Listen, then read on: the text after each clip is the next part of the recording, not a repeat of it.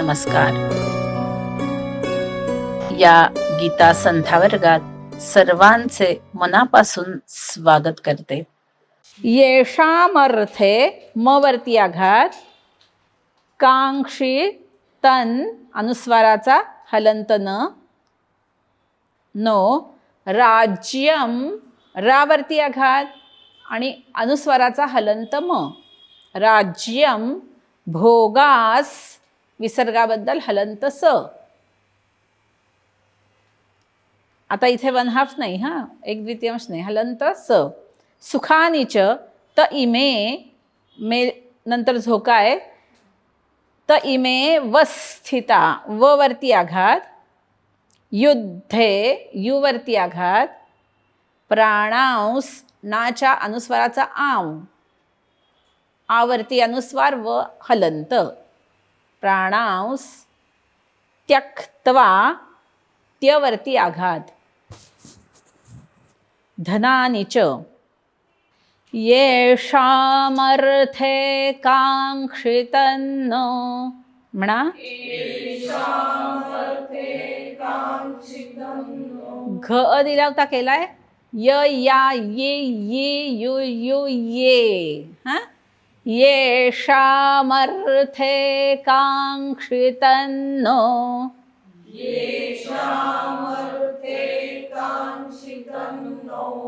फरक बघा, येशा आणि येशा पोटफोडे असं, हा, येषामर्थे कांक्षितन्न,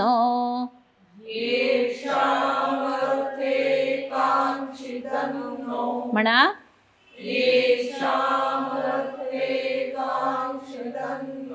परत एकदा,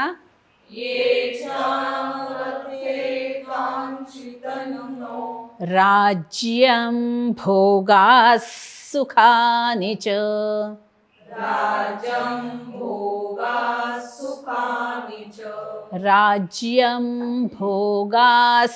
सुखानि च,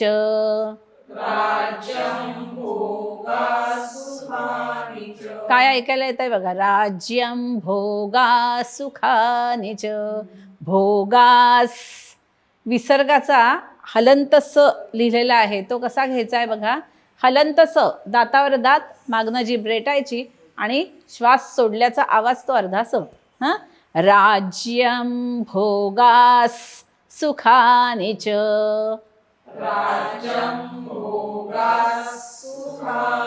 छान, म्हणा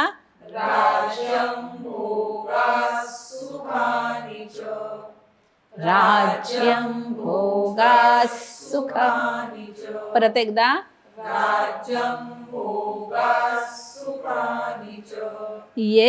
येषामर्थे कांक्षितन्नो राज्यं भोगास सुखानि च, म्हणा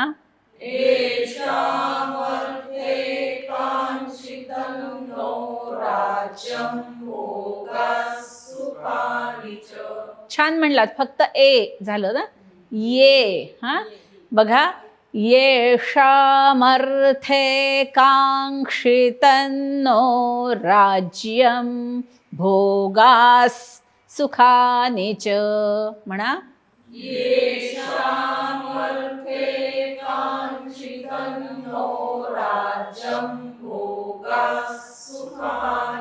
छान, म्हणा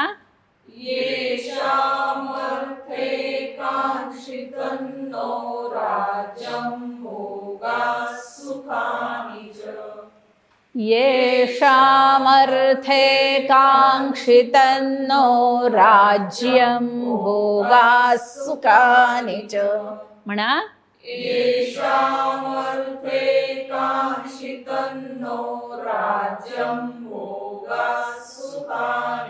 छान, परत एकदा,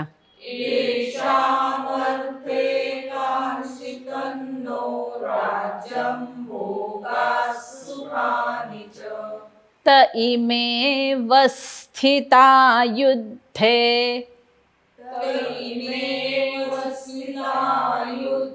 यू काढायचा, त इमे वस्थिता युद्धे, छान म्हणा.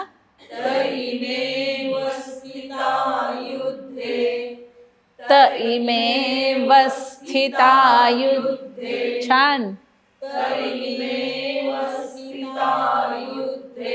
प्राणांस्त्यक्त्वा धनानि च.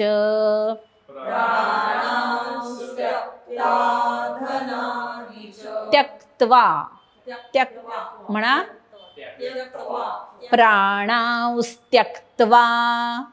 प्राणांस्त्यक्त्वा धनानि च. म्हणा.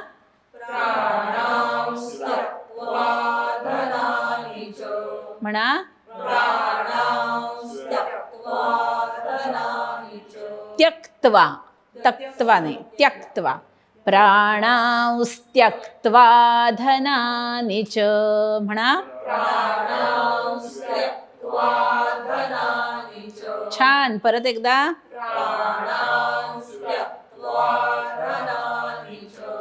त इमेव स्थिता युद्धे प्राणांस्त्यक्त्वा धनानि च. म्हणा.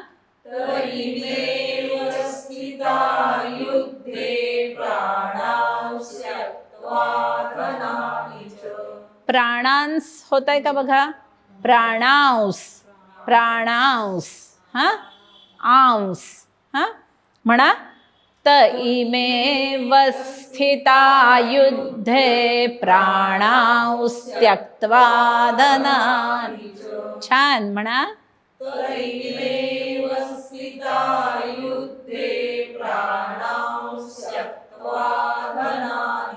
छान.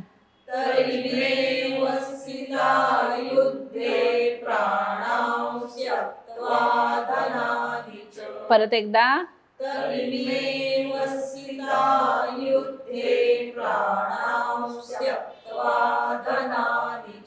पूर्ण श्लोक बघा. येषामर्थे काङ्क्षितन्नो राज्यं भोगास् सुखानि च त इमेव स्थिता युद्धे प्राणांस्त्यक्त्वा धनानि च. म्हणा.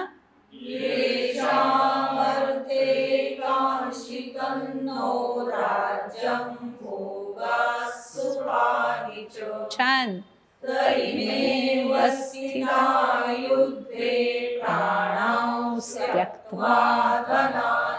सुंदर. म्हणा.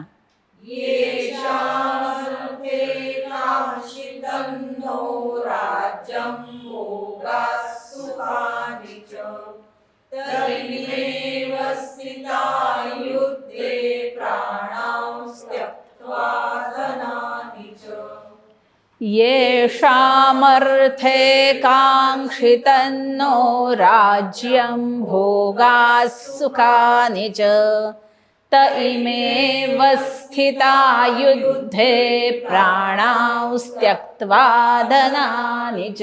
म्हणा.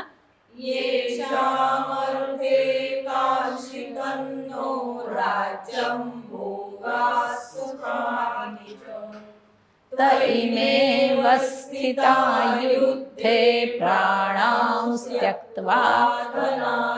छान. परत एकदा.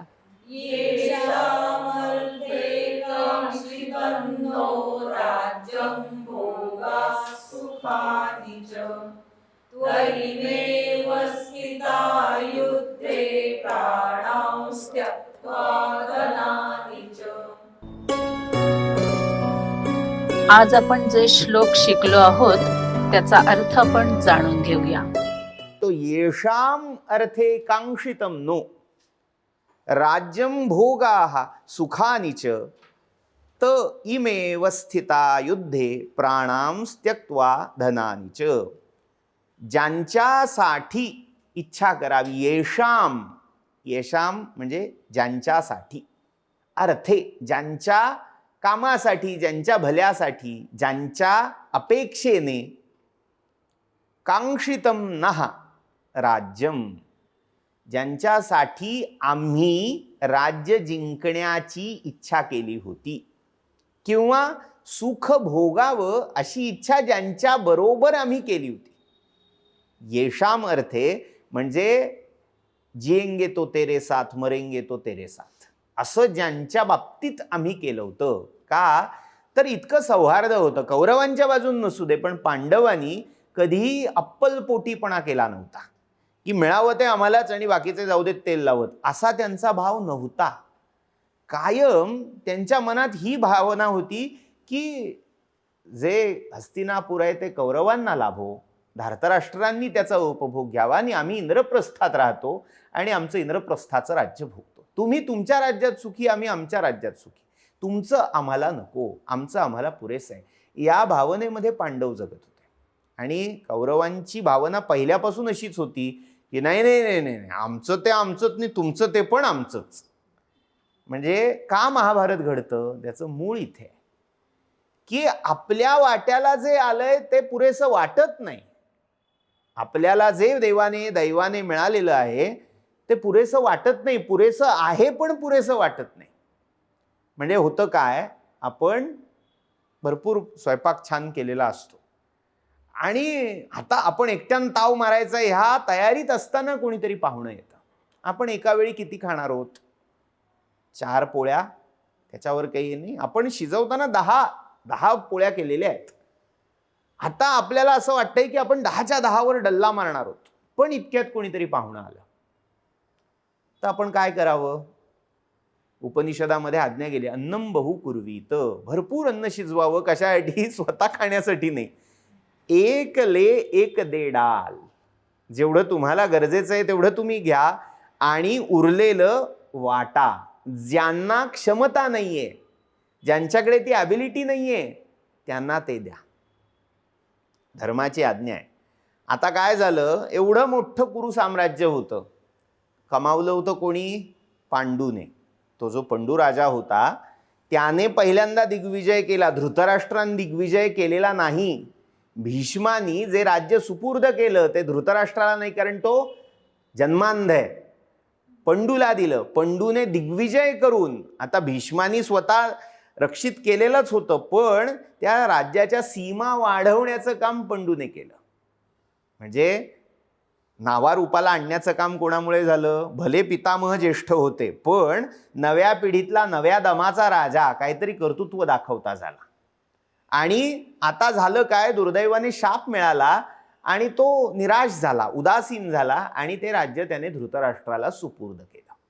आता झालं काय, आयतं राज्य कोणाला मिळालं? धृतराष्ट्राला.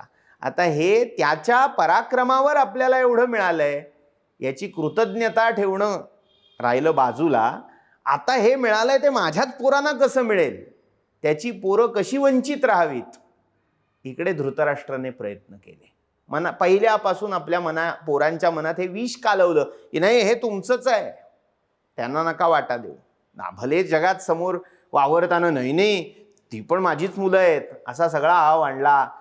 पंडू मेल्यावर त्यांना जेव्हा आले तेव्हा अगदी काय नकराश्रू ढाळले, सगळं केलं, पण मनातून ही महत्वाकांक्षा, आसुरी महत्वाकांक्षा पेरत राहिला. त्याच्यामुळे झालं काय, ते कायम हे आमचं आहे सगळं असं बघत राहिले.